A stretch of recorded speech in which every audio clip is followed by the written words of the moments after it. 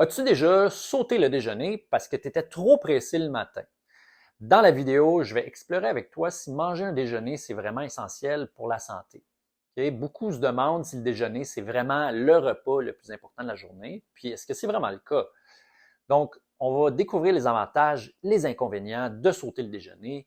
Tu vas savoir si le déjeuner, c'est nécessaire pour tout le monde ou si ça dépend de ton propre rythme de vie. Puis à la fin de la vidéo, ben, tu vas avoir des conseils pour prendre la meilleure décision qui concerne ton déjeuner.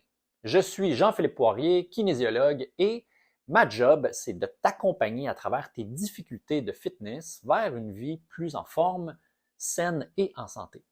Donc, imagine, là, tu te lèves le matin puis tout ce que tu veux, c'est un café géant sans même penser à manger. Ben, c'est ce que beaucoup de gens vivent depuis des années.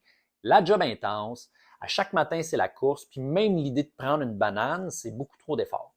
Mais je sais que tu n'es pas la seule personne dans ce cas-là. Beaucoup d'entre vous connaissent cette routine-là matinale très chargée où le déjeuner, ben, c'est souvent négligé. Donc, la question qui se pose en tant que coach, c'est si on devrait pousser le slogan, le repas le plus important de la journée, ou est-ce que ça n'a pas vraiment d'importance? Donc, il y a des analyses approfondies qui suggèrent que dans de nombreux cas, il n'y a aucune corrélation entre le poids corporel et le fait de prendre un déjeuner. Mais il y a d'autres données qui indiquent qu'il peut y avoir un lien entre le fait de sauter le déjeuner et un risque accru de maladies métaboliques comme le diabète de type 2. Donc, en fin de compte, la réponse à doit-on manger un déjeuner? Bien, ça dépend de toi.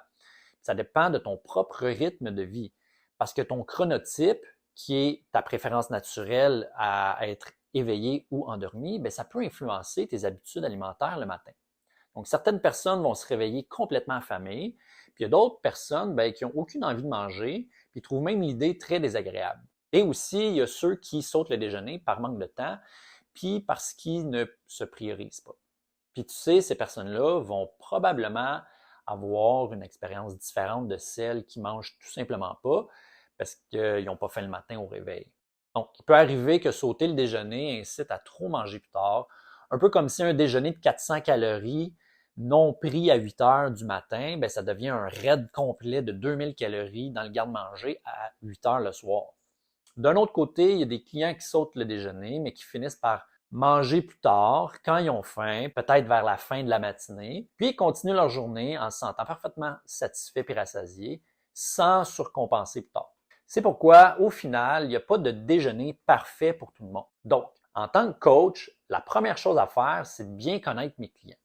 Certaines personnes vont mieux se sentir en mangeant un déjeuner et d'autres non, puis c'est complètement OK.